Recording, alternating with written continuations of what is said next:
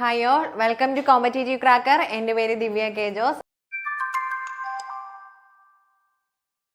അപ്പോൾ നമ്മൾ ഇന്ന് നോക്കാനായിട്ട് പോകുന്നത് LGSന്റെ കെമിസ്ട്രി ഭാഗത്തു നിന്നുള്ള അടുത്തൊരു ഹോട്ട് ടോപ്പിക് ആയിട്ടുള്ള പീരിയോഡിക് ടേബിൾ ആണ് കേട്ടോ. അപ്പോൾ പീരിയോഡിക് ടേബിൾ നിങ്ങൾ ക്വസ്റ്റ്യൻ പേപ്പർ നോക്കിയിട്ടുണ്ടെങ്കിൽ അറിയാം, സ്ഥിരം ഒന്നോ രണ്ടോ ക്വസ്റ്റ്യൻസ് കാണും. അപ്പോൾ അത് ഏതൊക്കെയാണ് എന്നുള്ള കാര്യങ്ങളാണ് നമ്മൾ ഡിസ്കസ് ചെയ്യാനായിട്ട് പോകുന്നത്. നോക്കുക, ആവർത്തന പട്ടിക അല്ലെങ്കിൽ പീരിയോഡിക് ടേബിൾ എന്നാണ് അല്ലേ നമ്മൾ പറയുക. അപ്പോൾ ആവർത്തന പട്ടികയുടെ പിതാവ് ആരാന്ന് ചോദിച്ചിട്ടുണ്ടെങ്കിൽ ആരാണ്? ദിമിത്രി മെൻഡലീവ് ആണെന്ന് ഓർത്ത് വെച്ചേക്കുക. ആരാണ് ആവർത്തന പട്ടികയുടെ പിതാവ്? ദിമിത്രി മെൻഡലീവ് ആണ്. ഇനി അടുത്തത്, ആധുനിക ആവർത്തന പട്ടികയുടെ പിതാവ് ആരാന്ന് ചോദിച്ചിട്ടുണ്ടെങ്കിൽ ആരാണ്? ഹെൻറി മോസ്ലി ആണ്. അപ്പൊ ആവർത്തന പട്ടികയുടെ പിതാവ് ആരാന്ന് ചോദിച്ചിട്ടുണ്ടെങ്കിൽ ദിമിത്രി മെൻഡലീവും. ഇനി ആധുനിക ആവർത്തന പട്ടിക അല്ലെങ്കിൽ മോഡേൺ പീരിയോഡിക് ടേബിളിന്റെ പിതാവ് ആരാന്ന് ചോദിച്ചിട്ടുണ്ടെങ്കിൽ ഹെൻറി മോസ്ലിയും ആണെന്നും കൂടെ ഒന്ന് ഇവ തമ്മിൽ മാറിപ്പോകരുത്, അതുകൊണ്ട് പഠിച്ചേക്കണം കേട്ടോ. ഇനി മെൻഡലീവിന്റെ ആവർത്തന പട്ടികയിൽ മൂലകങ്ങൾ ക്രമീകരിച്ചിരിക്കുന്നത് എങ്ങനെയായിരുന്നു? ആറ്റോമിക മാസിന്റെ ആരോഹണ ക്രമത്തിലായിരുന്നു അല്ലെ. പീരിയോഡിക് ടേബിളിനെ കുറിച്ച് നമ്മൾ അതിന്റെ ഹിസ്റ്ററി പഠിക്കുമ്പോൾ ആദ്യമായിട്ട് പറയുന്നുണ്ട് അല്ലെ, ലാവോക്സി ആണ് ആദ്യമായിട്ട് മൂലകങ്ങളെ ലോഹങ്ങളും അലോഹങ്ങളും എന്ന് പറഞ്ഞ് വേർതിരിക്കുന്നത്. അതിനുശേഷം എന്താണ്? ഡോബറൈനർ ലോ ഓഫ് ട്രയാഡ്സും കൊണ്ടുവരുന്നുണ്ട്. അതിലെന്താണ് പറയുന്നത്? ഏകദേശം ഒരേ സ്വഭാവമുള്ളവയെ ആറ്റോമിക മാസിന്റെ ആരോഹണ ക്രമത്തിൽ രേഖപ്പെടുത്തുകയാണ് ചെയ്യുന്നത്. അവിടെയും എന്തിനെ ബേസ് ചെയ്ത് തന്നെയാണ്? ആറ്റോമിക മാസിനെ ബേസ് ചെയ്ത് തന്നെയാണ്. അതിനുശേഷമാണ് ലോ ഓഫ് ഒക്ടറ്റ്സ് അല്ലെങ്കിൽ അഷ്ടക നിയമം വരുന്നത്. അഷ്ടക നിയമം ആരുടേതായിരുന്നു? ജോൺ ന്യൂലാൻഡ്സിൻ്റെതായിരുന്നു. അപ്പോൾ അതും എന്തിനെ ബേസ് ചെയ്ത് തന്നെയാണ്? ആറ്റോമിക മാസിന്റെ ആരോഹണ ക്രമത്തെ ബേസ് ചെയ്തിട്ടായിരുന്നു. അതിനുശേഷമാണ് മെൻഡലീഫ് ആദ്യമായിട്ട് ഒരു പീരിയോഡിക് ടേബിളിന്റെ മാതൃക കൊണ്ടുവരുന്നത്. അതും ആറ്റോമിക മാസിന്റെ ആരോഹണ ക്രമത്തിലായിരുന്നു അറേഞ്ച് ചെയ്തിരുന്നത് കേട്ടോ. ഇനി അടുത്തത്, ആധുനിക ആവർത്തന പട്ടികയിൽ മൂലകങ്ങൾ ക്രമീകരിച്ചിരിക്കുന്നത് എങ്ങനെയാണ്? ആറ്റോമിക സംഖ്യയുടെ ആരോഹണ ക്രമത്തിലാണ്. അപ്പൊ നമ്മൾ പറഞ്ഞിരുന്നു ആധുനിക പീരിയോഡിക് ടേബിളിന്റെ പിതാവ് ആരാന്ന് ചോദിച്ചിട്ടുണ്ടെങ്കിൽ ഹെൻറി മോസ്ലി ആണെന്ന് പറഞ്ഞിരുന്നു. അപ്പൊ അദ്ദേഹം ആറ്റോമിക സംഖ്യയുടെ ആരോഹണ ക്രമത്തിലാണ് മൂലകങ്ങളെ അറേഞ്ച് ചെയ്തിരിക്കുന്നത്. ആ ഒരു പീരിയോഡിക് ടേബിൾ ആണ് നമ്മളിപ്പോ യൂസ് ചെയ്യുന്നത്. ഓക്കെ, ഇനി നോക്കുക, ആറ്റോമിക വ്യാപ്തത്തിന്റെ അടിസ്ഥാനത്തിൽ മൂലകങ്ങളെ വർഗീകരിച്ച ഒരു ശാസ്ത്രജ്ഞനാണ് ആരെന്ന് പറയുന്നത്? Lothar mayor. ഒന്ന് ഓർത്ത് വെച്ചേക്കുക. നമ്മൾ ആദ്യം പറഞ്ഞിരുന്നു ലാവോക്സി എന്താണ് ചെയ്തത്? ലോഹങ്ങളും അലോഹങ്ങളും എന്ന് പറഞ്ഞ് വേർതിരിക്കുകയാണ് ചെയ്തത്. ഇവിടെ എന്താണ്? ആറ്റോമിക വ്യാപ്തത്തിന്റെ അടിസ്ഥാനത്തിൽ മൂലകങ്ങളെ വർഗീകരിച്ച ശാസ്ത്രജ്ഞൻ ആരാന്ന് ചോദിച്ചിട്ടുണ്ടെങ്കിൽ ആരാണ്? ലോതർ മേയർ ആണ്. ഇനി ആവർത്തന പട്ടികയിൽ ഇതുവരെ ഉൾപ്പെടുത്തിയ മൂലകങ്ങളുടെ എണ്ണം എത്രയാണെന്ന് ചോദിച്ചിട്ടുണ്ടെങ്കിൽ 118 ആണ്. എത്രയാണ്? 118 ആണ്. ഇനി ആവർത്തന പട്ടികയിൽ കുത്തനെയുള്ള കോളങ്ങളെ എന്തെന്നാ പറയുക? നമ്മൾ അറിയാം അല്ലെ, പീരിയോഡിക് ടേബിൾ എടുത്ത് നോക്കുകയാണെങ്കിൽ ഇവിടെ അല്ലെ ഇങ്ങനെ കുത്തനെയുള്ള കോളങ്ങളുമുണ്ട്, അതുപോലെ തന്നെ വിലങ്ങനെയുള്ള റോസും ഉണ്ട്. അപ്പൊ ഈ കുത്തനെയുള്ള കോളങ്ങളെയാണ് ഗ്രൂപ്പുകൾ എന്ന് പറയും. എന്തെന്ന് പറയും? ഗ്രൂപ്പുകൾ എന്ന് പറയും.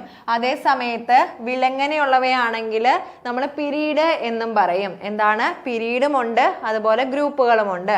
ഇനി ഗ്രൂപ്പുകൾ എത്ര എണ്ണം ഉണ്ടെന്ന് ചോദിച്ചിട്ടുണ്ടെങ്കിൽ എത്ര എണ്ണം ഉണ്ട്? നമുക്ക് ഈ മുകളിലത്തെ എണ്ണം നോക്കുമ്പോൾ അറിയാം, 18 എണ്ണമാണുള്ളത്. എത്ര എണ്ണം ഉള്ളത്? 18 എണ്ണമാണുള്ളത്. അതേ സമയത്ത് പിരീഡ് എത്ര എണ്ണം ഉണ്ടെന്ന് ചോദിച്ചിട്ടുണ്ടെങ്കിൽ 7 എണ്ണമാണുള്ളത്. ഈ ലാന്തനോയിഡ് സീരീസും ആക്ടിനോയിഡ് സീരീസും എന്താണ്? ഇവിടെ നിന്ന് അല്ലെ, ലാന്തനോയിഡ് സീരീസ് ആണെങ്കിൽ ഇവിടെ നിന്ന് ഇങ്ങോട്ട് വന്നിരിക്കുന്നതും ആക്ടിനോയിഡ് സീരീസ് ആണെങ്കിൽ ഈ ഇവിടെ നിന്ന് ഇങ്ങോട്ട് വന്നിരിക്കുന്നതുമാണ്. അതുകൊണ്ട് തന്നെ നമ്മൾ പീരീഡ് എണ്ണുമ്പോൾ ശ്രദ്ധിക്കുക, 7 പീരീഡ് മാത്രമേ ഉള്ളൂ കേട്ടോ. ഓക്കെ, അപ്പൊ നോക്കുക, നമ്മൾ പറഞ്ഞത് എന്താണ്? ആവർത്തന പട്ടികയിൽ കുത്തനെയുള്ള കോളങ്ങളെ ഗ്രൂപ്പുകൾ എന്ന് പറയുന്നു. ഇനി സമാന്തരമായിട്ടുള്ള കോളങ്ങളെ ആണെങ്കിലോ പിരീഡുകൾ എന്ന് പറയും. എന്താണ്? സമാന്തരമായിട്ടുള്ള കോളങ്ങളെ പിരീഡുകൾ എന്ന് പറയും. ഇനി ആവർത്തന പട്ടികയിലെ ആകെ പിരീഡുകളുടെ എണ്ണം എത്രയാണെന്ന് പറഞ്ഞു? 7 ആണ്. ഇനി ഗ്രൂപ്പുകളാണെങ്കിൽ എത്രയാണ്? 18 ആണ്. ഓക്കെ, ആവർത്തന പട്ടികയിലെ ഏറ്റവും ചെറിയ പീരീഡ് ഏതാന്ന് ചോദിച്ചിട്ടുണ്ടെങ്കിൽ ഏതാണ്? ഒന്നാമത്തെ പീരീഡ് ആണ്. ഇനി ഏറ്റവും വലിയ പീരീഡ് 6ഉം 7ഉം ഒരേപോലെ തന്നെ വലുതാണ്. പക്ഷെ നമ്മൾ കൺസിഡർ ചെയ്യുന്നത് 6ാമത്തെ പീരീഡ് ആണ് ഏറ്റവും വലിയ പീരീഡ് ആയിട്ട് കണക്കാക്കുന്നത്. അതിനുള്ള കാരണം എന്ന് വെച്ചിട്ടുണ്ടെങ്കിൽ കൂടുതൽ സ്റ്റേബിൾ ആയിട്ടുള്ള മൂലകങ്ങൾ കാണപ്പെടുന്നത് 6ാമത്തെ പീരീഡിലായതുകൊണ്ടാണ് 6ാമത്തെ പീരീഡിനെ ഏറ്റവും വലിയ പീരീഡ് ആയിട്ട് കൺസിഡർ ചെയ്യുന്നത് കേട്ടോ. ഇനി അടുത്തത് പ്രാതിനിധ്യ മൂലകങ്ങൾ എന്നറിയപ്പെടുന്നത് ഏതൊക്കെ ഗ്രൂപ്പുകളാണെന്നുള്ളതാണ്. ഏതൊക്കെയാണ്? 1ഉം 2ഉം അതുപോലെ തന്നെ 13 മുതൽ 18 വരെയുള്ള ഗ്രൂപ്പുകളിലെ മൂലകങ്ങൾ ഏതൊക്കെയാണ്? 1, 2, 13 to 18 ഇത്രയും ഗ്രൂപ്പിലെ മൂലകങ്ങളെയാണ് പ്രാതിനിധ്യ മൂലകങ്ങൾ അല്ലെങ്കിൽ എന്താണ് റെപ്രസെന്റേറ്റീവ് എലമെന്റ്സ് എന്ന് പറയും. ഇനി നമുക്കറിയാം പീരിയോഡിക് ടേബിളിലെ ഡി ബ്ലോക്ക് എലമെന്റ്സിനെയാണ് ട്രാൻസിഷൻ എലമെന്റ്സ് അല്ലെങ്കിൽ സംക്രമണ മൂലകങ്ങൾ എന്ന് പറയും. എന്താണ്? ട്രാൻസിഷൻ എലമെന്റ്സ് അല്ലെങ്കിൽ സംക്രമണ മൂലകങ്ങൾ എന്ന് പറയും. ഇനി എഫ് ബ്ലോക്ക് എലമെന്റ്സിനെ ആണെങ്കിൽ എന്തെന്ന് പറയും? അന്തർ സംക്രമണ മൂലകങ്ങൾ എന്ന് പറയും. അപ്പൊ എന്താണ് പറഞ്ഞത്? 1, 2, 13 to 18 വരെയുള്ള ഗ്രൂപ്പുകളെ ആണെങ്കിൽ പ്രാതിനിധ്യ മൂലകങ്ങൾ അല്ലെങ്കിൽ റെപ്രസെന്റേറ്റീവ് എലമെന്റ്സ് എന്ന് പറയും. ഡി ബ്ലോക്ക് എലമെന്റ്സ് നമുക്കറിയാം അല്ലെ, പീരിയോഡിക് ടേബിൾ ഏതൊക്കെയുണ്ട്? എസ്, പി, ഡി, എഫ് എന്ന് പറഞ്ഞിട്ടുള്ള 4 ബ്ലോക്കുകളുണ്ട്. അപ്പൊ ഈ 4 ബ്ലോക്കിലെ ഡി ബ്ലോക്ക് എലമെന്റ്സിനെയാണ് സംക്രമണ മൂലകങ്ങൾ അല്ലെങ്കിൽ ട്രാൻസിഷൻ എലമെന്റ്സ് എന്ന് പറയുന്നത്. എഫ് ബ്ലോക്ക് എലമെന്റ്സ് എന്ന് പറഞ്ഞിട്ടുണ്ടെങ്കിൽ എവിടെയാണ്? പീരിയോഡിക് ടേബിളിൽ താഴെ മാറിക്കിടക്കുന്ന ആ ഒരു 2 ലൈൻ, അതാണ് എഫ് ബ്ലോക്ക് എലമെന്റ്സ് എന്ന് പറയുന്നത്. അവയാണ് എന്തെന്ന് പറയാ? അന്തർ സംക്രമണ മൂലകങ്ങൾ എന്ന് പറയുന്നത്.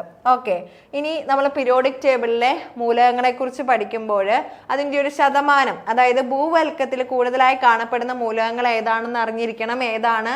ഓക്സിജൻ ആണ്, അതിനുശേഷം സിലിക്കൺ ആണ്, അതിനുശേഷമാണ് അലുമിനിയം എന്ന് പറയുന്നത്. ഇനി പ്രപഞ്ചത്തിൽ ഏറ്റവും കൂടുതൽ കാണപ്പെടുന്ന മൂലകം ഏതാന്ന് ചോദിച്ചിട്ടുണ്ടെങ്കിൽ ഹൈഡ്രജൻ ആണ് കേട്ടോ. പ്രപഞ്ചത്തിൽ ഏതാണ്? ഹൈഡ്രജൻ ആണ്. പ്രപഞ്ചത്തില് ഹൈഡ്രജൻ ആണ് ഏറ്റവും കൂടുതൽ.